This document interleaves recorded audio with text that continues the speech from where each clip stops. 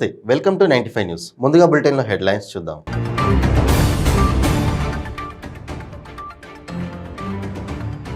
నెల్లూరు జిల్లాలోని మేనకూరు పారిశ్రామిక వాడలో పేలుడు, 35 అడుగుల మేర రాళ్లు పైకి ఎగిరిపడ్డాయన్న స్థానికులు.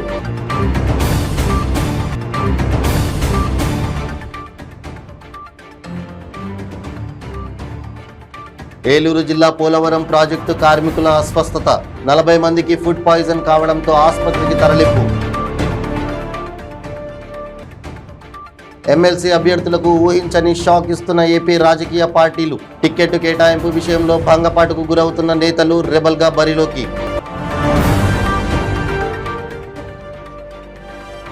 ఏపీ వ్యాప్తంగా ఈ నెల 13న నిరసనలకు పిలుపునిచ్చిన ఎస్సీ మోర్చా.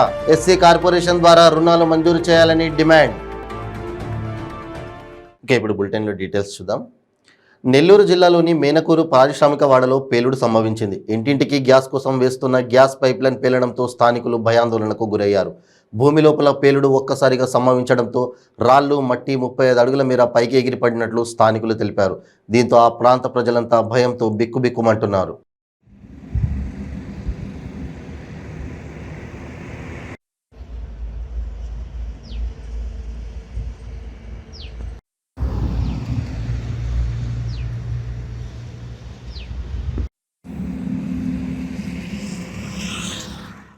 ఏలూరు జిల్లా పోలవరం ప్రాజెక్టు కార్మికులు అస్వస్థతకు గురయ్యారు. 40 మంది కార్మికులకు ఫుడ్ పాయిజన్ అయినట్లు తెలుస్తోంది. దీంతో వెంటనే బాధితులను ఆసుపత్రికి తరలించారు. ఆసుపత్రిలో వీరికి మెరుగైన చికిత్స అందిస్తున్నారు. ఘటనకు సంబంధించిన పూర్తి వివరాలు ఇంకా తెలియాల్సి ఉంది.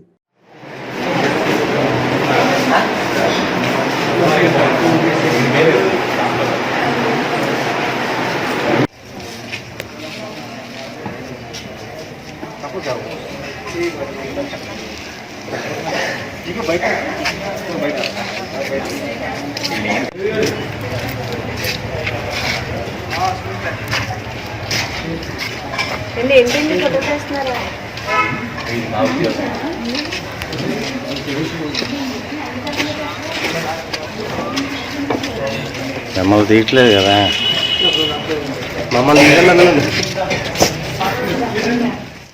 ఉత్తరాంధ్ర పట్టభద్రుల ఎమ్మెల్సీ ఎన్నికల్లో పోటీ చేసేందుకు సిద్ధమవుతున్న అభ్యర్థులకు రాజకీయ పార్టీలు ఊహించని షాక్ ఇస్తున్నాయి. టికెట్ కేటాయింపు విషయంలో భంగపాటుకు గురవుతున్న నేతలు రెబల్గా ఎన్నికల్లో బరిలోకి నిలుస్తున్నారు. టీడీపీ నుంచి టికెట్ వస్తుందని ఆశించిన ఈర్ల శ్రీరామమూర్తి రెబెల్గా ఎన్నికల్లో పోటీ చేయాలని నిర్ణయించుకున్నారు. తెలుగుదేశం పార్టీలో సీనియర్ నేతగా కొనసాగుతూ వచ్చిన తనకు రాజకీయ అవకాశాలు రాకుండా అయ్యన్న పాత్రుడు అడ్డుకున్నారని ఆరోపించారు. తెలుగుదేశం పార్టీ అధిష్టానం అన్ని విధాలా తనకు పదవులను కల్పించడానికి కృషి చేస్తున్నప్పటికీ అయ్యన్న పాత్రుడు వ్యక్తిగత కక్షతో పార్టీకి వ్యతిరేక సంకేతాలు పంపి తన రాజకీయ జీవితంలో ఎటువంటి పదవులు రాకుండా అడ్డుకున్నారని ఆవేదన వ్యక్తం చేశారు. అందుకే తాను ఉత్తరాంధ్ర పట్టభద్రుల నియోజకవర్గానికి స్వతంత్ర ఎమ్మెల్సీ అభ్యర్థిగా పోటీ చేస్తున్నట్లు ప్రకటించారు. తనకు మొట్టమొదటి ప్రాధాన్యత ఓటు వేసి గెలిపించాలని ఉత్తరాంధ్ర పట్టభద్రుల ఓటర్లను అభ్యర్థించారు.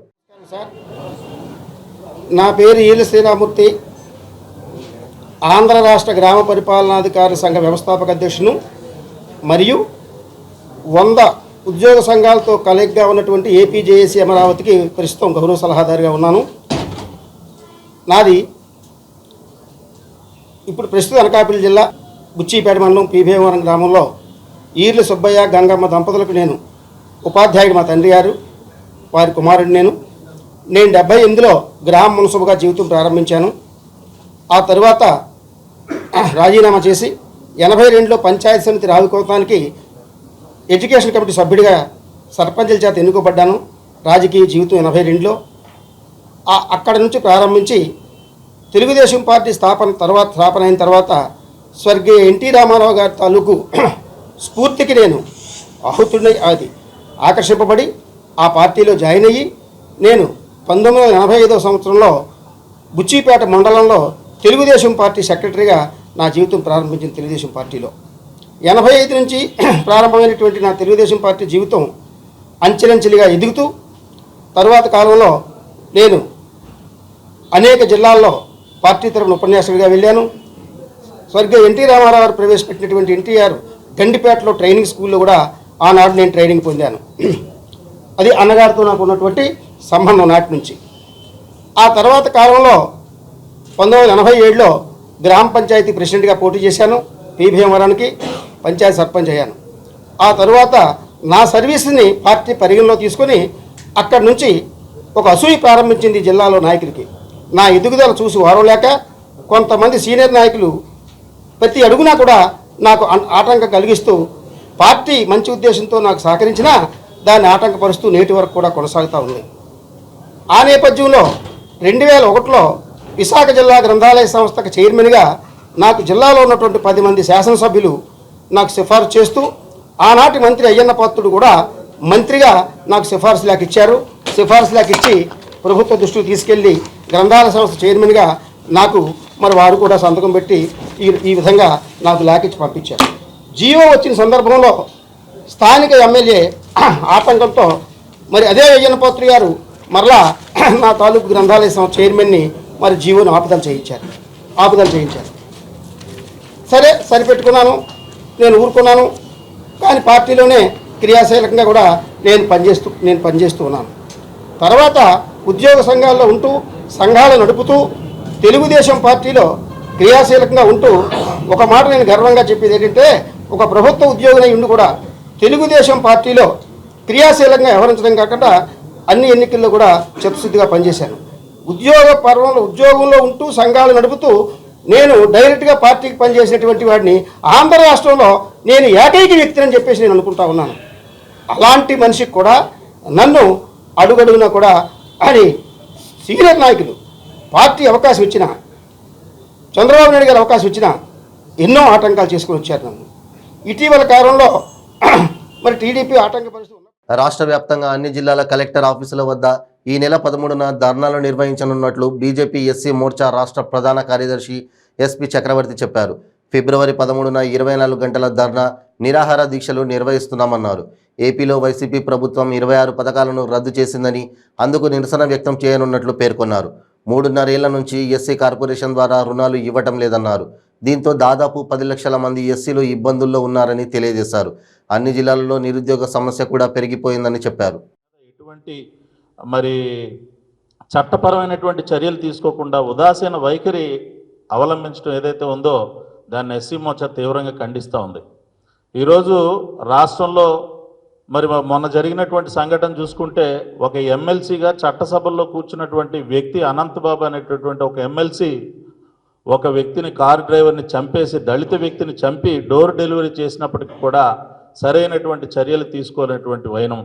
ఎంత ఉదాసీన వైఖరి అంటే, అధికార పార్టీలో ఎమ్మెల్యేగా కొనసాగుతున్నటువంటి ఒక వ్యక్తి ఈ హత్య చేసినటువంటి ఎమ్మెల్సీ ఫ్లెక్సీకి పాలాభిషేకం చేయటం, అతను జైలు నుంచి విడుదలైన తర్వాత పెద్ద ఎత్తున జనాలతో వచ్చి అతనికి గజమాలలతో పాలాభిషేకాలతో స్వాగతం పలికి ఇంటికి తీసుకెళ్ళినటువంటి వైనం. అంటే ఎస్సీ యువకుడిని చంపినందుకు మీరు ఎంతో ఘనకార్యం సాధించారని ఈ యొక్క సన్మానాలు, ఈ గజమాలలు, ఈ యొక్క స్వాగతం పాలాభిషేకాలు చేస్తున్నారా అని చెప్పి ఈరోజు ఎస్సీ మోర్చా ఆధ్వర్యంలో నేను ప్రశ్నిస్తూ ఉన్నాను.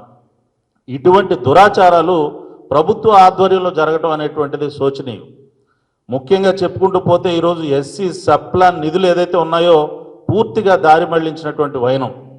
ఎస్సీ సబ్ప్లాన్ పెట్టినటువంటి కారణం ఏంటంటే, ఈరోజు అట్టడుగు స్థాయి జీవన విధానాన్ని అవలంబిస్తున్నటువంటి షెడ్యూల్డ్ క్యాస్ట్కి సంబంధించినటువంటి వ్యక్తులు ఎవరైతే ఉన్నారో వాళ్ళ జీవన శైలిలో మార్పు తీసుకురావడానికి, మౌలిక సదుపాయాల కోసం హాస్పిటల్స్కి సంబంధించి, లేకపోతే మురికివాడల దగ్గర ఉన్నటువంటి శానిటేషన్కి సంబంధించి, కమ్యూనిటీ హాల్స్కి సంబంధించి వాళ్ళని ప్రోత్సహించాల్సినటువంటి ఎస్సీ సప్లాన్ నిధులు ఏవైతే ఉన్నాయో పూర్తిగా అమ్మఒడి, చేయూత, ఆసరా, ఇలా పెన్షన్లు, వీటికి పూర్తిగా దారి మళ్లించినటువంటి పరిస్థితి. మొన్న మంత్రి గారు ఒక ప్రకటన చేయడం జరిగింది. 49,749 కోట్లు ఎస్సీ సప్లాన్ నిధులు ఖర్చు చేసినట్టు. నేను ప్రశ్నిస్తూ ఉన్నాను, ఎవరికి ఖర్చు చేశారు ఆ నిధులు? ఎస్సీ ఎస్టీ సప్లాన్ నిధులు ఎస్సీలకి ఎస్టీలకు మాత్రమే ఖర్చు చేయాలి. ఎవరికి ఖర్చు చేశారనేది ఒక శ్వేతపత్రం రిలీజ్ చేయగలరా అని చెప్పి ఛాలెంజ్ చేస్తున్నాం ఎస్సీ మోర్చా ఆధ్వర్యంలో. ఎప్పుడు కూడా ఈ సప్లాన్ నిధులు ఈ రాష్ట్రంలో ఎస్సీలకి ఎస్టీలకి ఉపయోగించకుండా ప్రతిసారి సంక్షేమ పథకాలు ఏవైతే ఉచితంగా ధన పంపిణీ కార్యక్రమం ఏదైతే ప్రభుత్వ ఆధ్వర్యంలో జరుగుతుందో దానికే ఈ డబ్బులన్నీ కూడా పంపిణీ చేయడం జరుగుతూ ఉంది. ఈ 49,749 కోట్లు సప్లాన్ నిధులు ఈ విధంగా దుర్వినియోగం చేయడం జరిగింది. ఉచితంగా ధన పంపిణీ కార్యక్రమంలో దుర్వినియోగం చేయడం జరిగింది. మరి మిగతా విషయాలకు వస్తే కులాంతర వివాహాలకు ఏదైతే ప్రోత్సాహం ఉందో, కులాంతర వివాహాలు విశాఖ జిల్లా పెందుర్తి నియోజకవర్గంలో శరగడం చిన్న అప్పలనాయుడును వైసీపీ పార్టీ నుండి సస్పెండ్ చేసిన తర్వాత పెందుర్తి ఎంఆర్ఓ కార్యాలయం ముందు పలువురు బాధితులతో ప్రత్యక్షమయ్యారు. పేద ప్రజల కోసం న్యాయ పోరాటం చేయడానికి సిద్ధమంటున్నారు. పెందుర్తి నియోజకవర్గంలో రాతి చెరువు, ఏకలవ్య కాలనీలో నివాసం ఉంటున్న పేదల ఇళ్లను తొలగిస్తామని నోటీసులు ఇవ్వడం పట్ల అధికారులపై ఆగ్రహం వ్యక్తం చేశారు. సుమారుగా 1,50,000 కోట్ల రూపాయలకి ఇండస్ట్రీస్ వచ్చాయి. దట్టు ఏదో డమ్మబుస్కి కంపెనీలు కాదు. చంద్రబాబు నాయుడు ఏదైతే మన పాండంపురం దగ్గరలో బీచ్ రోడ్లో పెట్టాడు, ఇన్వెస్ట్మెంట్ సమ్మిట్ అని పెడతా ఉండేవాడు. ఉత్తరే టెంటల్ ఖర్చు, ఈవెంట్ మేనేజ్మెంట్ ఖర్చు, ఆ రాష్ట్రం నుంచి ఈ రాష్ట్రం నుంచి దిగుమతి చేసి 6 లక్షల కోట్లు, 50 లక్షల కోట్లు, 1,00,00,000 కోట్లు పెట్టి ఒక్క ఇన్వెస్ట్మెంట్ వచ్చిందో లేదో మీకే తెలుసు. సేమ్ ఈ డ్వాక్రా మహిళలకు రుణమాఫీలానే ఉంది. అది కూడా సేమ్ వ్యవసాయ రుణాలు అన్నీ మాఫీ చేస్తా ఉన్నట్టుగానే అది కూడా తయారై మొత్తం బోర్డు సున్నా దొరికింది మనకి. ఇప్పుడు ఎన్టీపీసీ లాంటిది ప్రభుత్వ రంగ సంస్థ. ఎన్టీపీసీలు, ఎన్ఎండిసీలు, సెయిల్ ఇలాంటి అబద్ధం ఆడతాయా? కేంద్ర ప్రభుత్వ సంస్థలు అయితే డమ్మబుస్కి జీవోలు, డమ్మబుస్కి ప్రణాళికలు రూపొందించవు కదా. వాళ్ళ ఎక్స్ప్రెషన్ ఆఫ్ ఇంట్రెస్ట్ ఇచ్చి ఎన్టీపీసీ 1,00,000 కోట్లతో ఎక్కడో కాదు, వైజాగ్ జిల్లాలోనే, ఉమ్మడి వైజాగ్ జిల్లాలో పూడిమడక దగ్గర గ్రీన్ ఎనర్జీ, సోలారు, రకరకాల ఎనర్జీలోనే రకరకాల వాటిలో కొత్త పొంతలు దొక్కుతూ 1,10,000 కోట్లతో 61,000 మంది ఉద్యోగాల్ని క్రియేట్ చేస్తుంది. ఇథనాల్ ప్లాంట్ కృష్ణా జిల్లాలో, సేమ్ ఎలక్ట్రో స్టీల్ మ్యానుఫ్యాక్చరింగ్ మన పుంగనూరులో, ఇలాంటి రకరకాల ఇన్వెస్ట్మెంట్ మన ఎందుకు ఇక్కడే మన ఎస్కోట్ దగ్గర, కొత్త వలస ఎస్కోట్ మధ్యలో ఎంఎస్ఎంఈ పార్క్, ఎన్ని వేల ఉద్యోగాలు వస్తాయి. MSME park JSW aluminium factory పెడదామని చూస్తే ఇక్కడ బాక్సైట్ నిషేధం అని ఉంది. ఆ బాక్సైట్ని కూడా నిషేధం లేదు డమ్మబుస్కి అని చెప్పారు. నిజంగా బాక్సైట్ ఇచ్చుంటే వాళ్ళకి ఇచ్చేవాళ్ళు. ఎందుకంటే 15 ఏళ్ళ 18 ఏళ్ల క్రితం తీసుకున్న రాజశేఖర రెడ్డి గారి ప్రభుత్వంలో ల్యాండ్ అలాట్ చేసుకుని అల్యూమినియం ఫ్యాక్టరీ డిపిఆర్ సబ్మిట్ చేస్తే దానికి కూడా బాక్సైట్ ఇవ్వలేము. మేము ఒక మాట కట్టుబడ్డాం, గిరిజనులను రక్షించాలి, బాక్సైట్ తవ్వకాలని నిషేధించాలనే దాన్ని డిపిఆర్ని క్యాన్సిల్ చేసి ఎంఎస్ఎంఈ పార్క్ కింద నిన్న క్యాబినెట్లో ఇచ్చారు. రేపు మాపు ఏపీఐసి ఎంఎస్ఎంఈకి లేఅవుట్ని విభజించి అలాట్మెంట్లు స్టార్ట్ చేస్తుంది ఇండస్ట్రీస్కి ఆల్రెడీ పిలుపులు నడుస్తున్నాయి. ఏంటంటే ఎవరైతే ఉన్నారో ఔత్సాహికుల్ని పిలవడం జరుగుతుంది. ఇన్ని ఇన్వెస్ట్మెంట్లు వస్తుంటే రామాయంపట్నం పోర్టు, మీకు భావన్పాడు పోర్టు, ఇన్ని డెవలప్మెంట్లు జరుగుతుంటే సంక్షేమా చెప్పిన ఇప్పుడు ఒక short break. Cancer cancer cancer ఎన్నో ప్రయత్నాలు చేసి ఇక క్యాన్సర్ తగ్గదు అనుకుంటున్నారా? ఒక్కసారి ఈ మెడిసిన్ 30 రోజుల కోర్సు వాడి ఫలితాన్ని చూడండి. GMP certified, Ayush certified, government approval పొందినది. Breast cancer, liver cancer, ovarian cancer, cervical cancer, lung cancer, throat cancer, tongue cancer, mouth cancer, blood cancer, bone cancer, stomach cancer, colon cancer, skin cancer, rectum cancer, vagina cancer, kidney cancer, gall bladder cancer, pancreatic cancer, brain cancer, మొత్తం 24 రకాల cancer తగ్గుటకు, ఆరోగ్యకరమైన జీవితం పొందుటకు ఏకైక medicine వాడి cancer నుండి విముక్తి పొందండి. ప్రతిరోజు 1000 రూపాయలు సంపాదించే అవకాశం ఇప్పుడు మీకోసం. మహిళలకు, నిరుద్యోగ యువతులకు ఆర్థికంగా ఎదగాలని కష్టపడే తత్వం గల వారికి ఉపాధి అవకాశం. ప్రతిరోజు 1000 నుంచి 2000 సంపాదించుకునే అవకాశం పొందండి. మీరు కూడా ఆర్థికంగా ఎదగండి. అదెలాగో అనుకుంటున్నారా? రోటీ రైడర్ 10 నుంచి 20 సెకండ్లలో రోటీని తయారు చేసేస్తుంది. అంటే గంటకి 120 రోటీలు తయారవుతాయి. అదెలాగో ఈ వీడియోలో ఒక్కసారి చూద్దాం.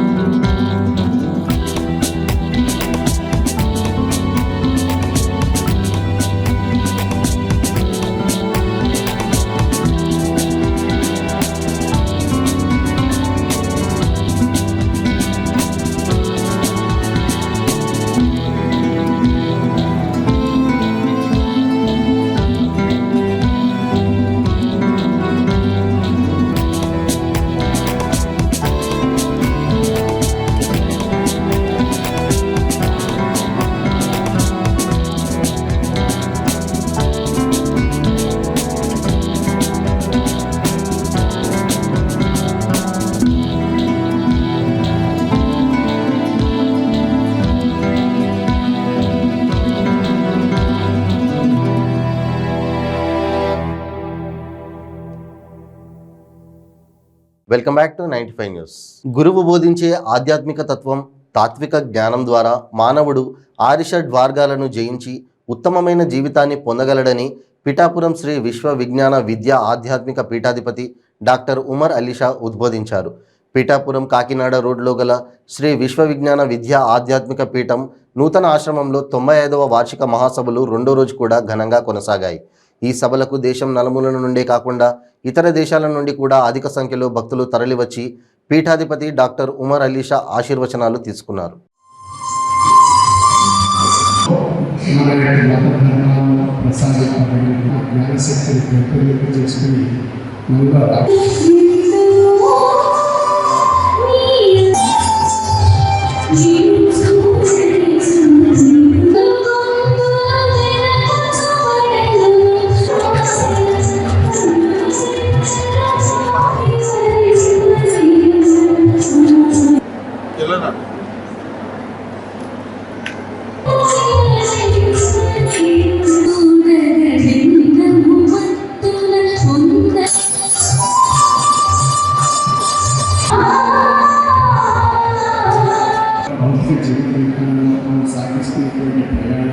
మనలో ఉన్నటువంటి కష్ట సుఖాలన్నింటినీ సమన్వయపరుచుకుంటూ మనుగడ సాగించగలిగినట్లయితే మనకు కష్టాలను కూడా సుఖంగా మార్చుకోవచ్చు, సుఖంగా ఆనందంగా గడపేటువంటి అవకాశం మనకు కలుగుతుంది.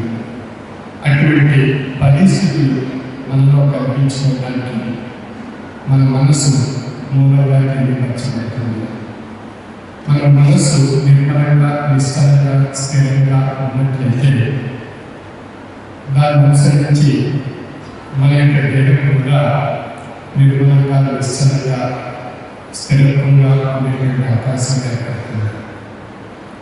మరి మనసుని కేంద్రంగా ఉండేటువంటి అంశాలను బట్టి మన శరీరతత్వం కార్యక్రమం దాల్చడం జరుగుతుంది. అయితే మనసులో ఒక మంచి భావం పుట్టినట్లయితే శరీరం కార్యకలాపాలు సాధిస్తుంది.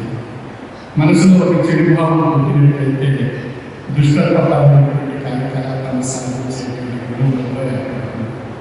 అయితే మంచి చెడు రెండింటి యొక్క గుణగణాల యొక్క శక్తి మన యొక్క శరీరంపై ప్రసరింపబడి ఆధ్యాత్మికంలో ఆవేశంలో ఆ యొక్క కార్యకలాపాలను సాధించే పరిస్థితి ఏర్పడుతుంది. అంటే మనం చెడు పరిగణించుకొని మనిషిని పొందాలి అన్నట్లయితే దానికి మనం ఆధ్యాత్మిక తాత్విక ఆలోచన శక్తి మనలో పెరుగుదల చేసుకోవాలి. ఆధ్యాత్మిక తాత్విక ఆలోచన శక్తి ద్వారా మనలో మంచి బుద్ధి చెందినప్పుడు మన శరీరతత్వంలో కూడా ఆయా కార్యకలాపాలన్నీ కూడా సంపూర్ణ సంపన్నత కలిగి అవి చక్కని మనం ఆదర్శమైనటువంటి జీవితాన్ని అవకాశం. విశాఖ శ్రీ శారదా పీఠం పర్యవేక్షణలో చేపట్టిన శ్రీ లక్ష చండీ మహాయజ్ఞం వేదోక్తంగా సాగుతోంది. ముందుగానే అంకురార్పణ పూర్తవడంతో పండితులంతా సప్తశతి పారాయణ చేపట్టారు. బ్రాహ్మణులంతా ఏకకంఠంతో సప్తశతిని పారాయణ చేస్తుంటే కురుక్షేత్ర ప్రాంతంలో వేదధ్వని ప్రతిధ్వనించింది. దేశ నలుమూలల నుండి వేలాది మంది బ్రాహ్మణులు, పండితులు దీనికి హాజరయ్యారు. అనంతరం గణపతి పూజతో యజ్ఞాన్ని ప్రారంభించారు. షోడశ స్తంభ పూజ చేసి ప్రధాన మండపంపై దేవతల ఆరాధన చేపట్టారు. వేదోక్తంగా అగ్నిమదనం చేశారు. లక్ష చండీతో పాటు 11 అతిరుద్ర హోమాలు కూడా నిర్వహించారు.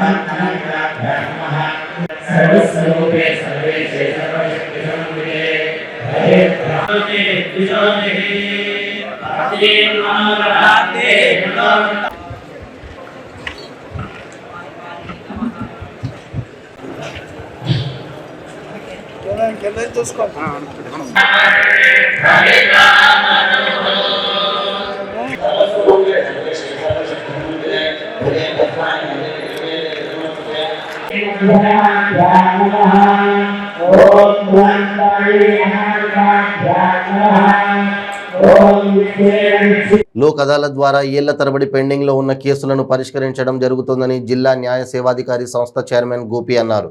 విశాఖలో పర్యటించిన ఆయన కోర్టు సమీపంలో జరిగిన కార్యక్రమంలో పాల్గొన్నారు. అనంతరం మీడియాతో మాట్లాడుతూ సుప్రీంకోర్టు న్యాయ సేవాధికార సంస్థ ఆదేశాల మేరకు లోక్ అదాలత్ నిర్వహించడం జరుగుతోందని, ఏళ్లుగా కోర్టుల చుట్టూ తిరుగుతూ సమయాన్ని వృధా చేసుకుంటున్న కక్షదారులు ఈ లోక్ అదాలత్ అందిస్తున్న అవకాశాన్ని సద్వినియోగం చేసుకోవాలని, రాజీకి వస్తే ప్రయోజనం ఉంటుందని అభిప్రాయపడ్డారు. జిల్లాలో 79,000 కేసులు పెండింగ్లో ఉంటే ఈ లోక్ అదాలత్ ద్వారా 20,000 కేసులను పైగా పరిష్కరించడం జరిగిందని వివరించారు. 4వ అధ్యాయంలో చెప్తుంటాడు 29వ వచనం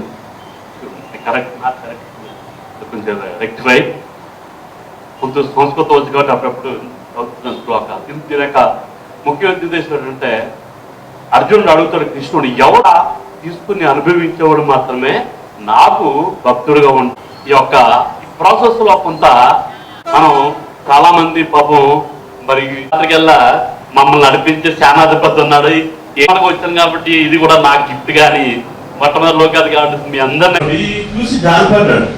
చూసి అక్కడికి వెళ్ళి చెరువులకి వెళ్ళి ఆ కొట్టు నుంచి ఒక పక్క నుంచి ఒక రైతు పశువులు కాసుకుంటే చచ్చిపోతాడైనా ప్రతిసారి పాటేస్తున్నా, ఒకసారి పాటేస్తే వదిలేదు కాదు, స్వామి కాదు.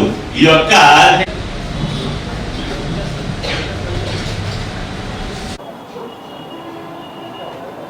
గుత్తాల Gopi, principal district judge, Visakhapatnam జిల్లా మరియు జిల్లా న్యాయాధికార సంస్థ చైర్మన్గా మాట్లాడుతున్నాను.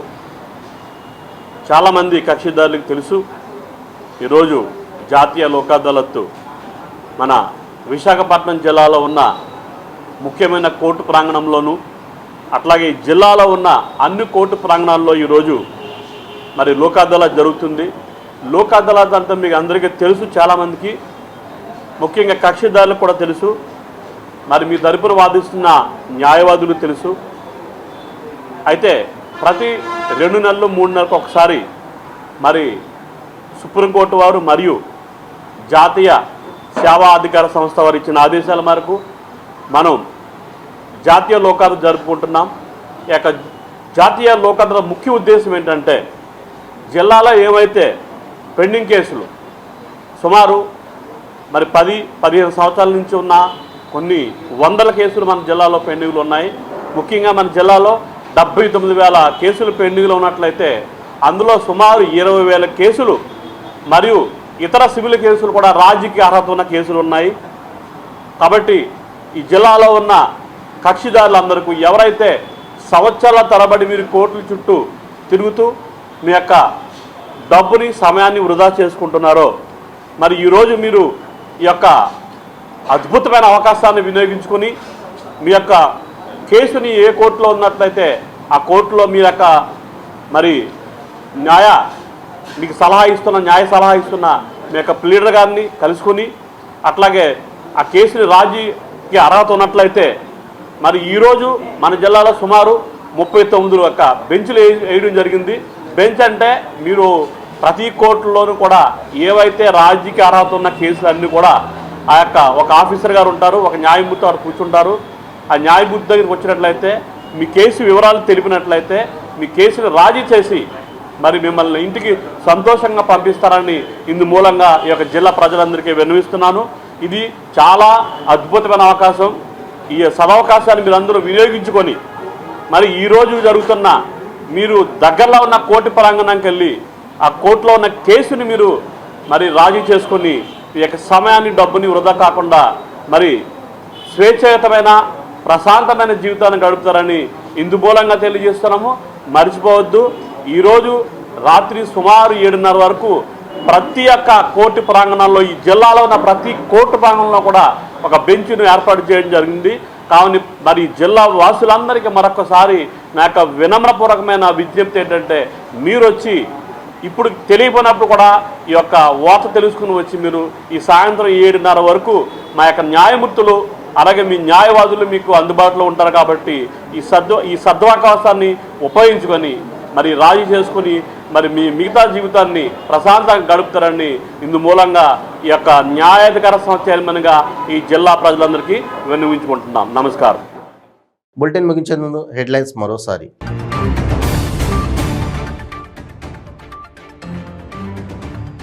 నెల్లూరు జిల్లాలోని మేనకూరు పారిశ్రామిక వాడలో పేలుడు, 35 అడుగుల మేర రాళ్లు పైకి ఎగిరిపడ్డాయన్న స్థానికులు.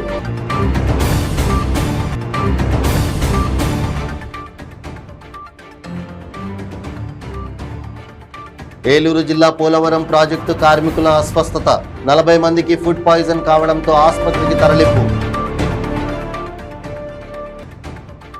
ఎమ్మెల్సీ అభ్యర్థులకు ఊహించని షాక్ ఇస్తున్న ఏపీ రాజకీయ పార్టీలు. టికెట్ కేటాయింపు విషయంలో భంగపాటుకు గురవుతున్న నేతలు రెబల్గా బరిలోకి.